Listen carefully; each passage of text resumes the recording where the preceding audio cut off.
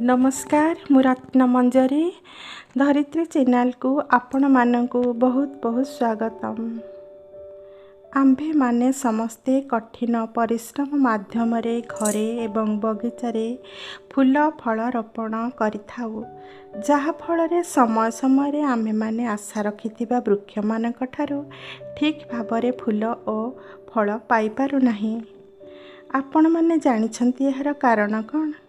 सेथिपाई आम्भे माने व्यस्त होई पडू। एणु आम्भे माने एथिपाई कोनोसी व्यस्त हेबा दरकार नाही बा चिंता करिवार कारण नाही। एहार समाधान पाई गोटे साधारण परिश्रम रे आम्भे एहार सफलता पाई परिबा। वृक्ष मानकु आम्भे किछि जैविक खाद्य देबा, जहा फल रे वृक्ष गुड़िक phosphorus, magnesium, calcium, nitrogen, potassium, zinc, iron देबा दरकार। सेतिपाई आम्भकु किछि उपादान संग्रह करिबाकु पड़िबो। 1.5 डजन पाचिला सढ़ा हुआ कदली, दही 100 ग्राम, 100 ग्राम पुराना गुड़ और गोटे प्लास्टिक बोतल एगुड़िक आम घरे मिली पारिबो।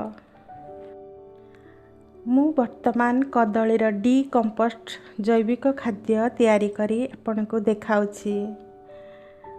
आम्भे प्रथमे पाचिला कदली 1.5 डजन को छोट छोट टुकुड़ा करिबा। एही कदली को ग्राइंडर रे पेसिबा। तापरे किछि पुराना गुड़ और दही को एकाठी करी एहाकू बोतल रे ढाली दबा। कदली गुड़ दही मिश्रण देई मुह बंद कर देई एक कना बांधी देबा। 2 दिन परे उक्त प्लास्टिक बोतल को किछि मात्रा रे काठी माध्यम रे हलाइबा और घांटी देबा। पुणी 2-3 दिन परे जारटी को हलाइबा। एई भली भाबरे 15 दिन गला परे देखिबा जार भितरे दही कदली गुड़ पूरापूरी भाबरे डिकम्पोस्ट होई पानी अलगा हो जाइछि। प्रति 1 लिटर पानी रे 10-15 मिलीलीटर मिश्रण को आम्भे मिसाई समस्त गछ मानंकरे अप्लाई करिबा।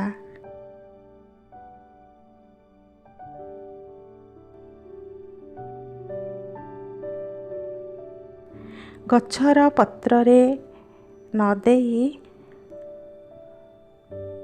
गछर तले तले एहाकू देबा। देखिबा केते दिन परे फूल फल रे भर्ती हो जाइछि गछ। रहुछि पुणी एक नुआ वीडियो को नहीं आसीबी। नमस्कार।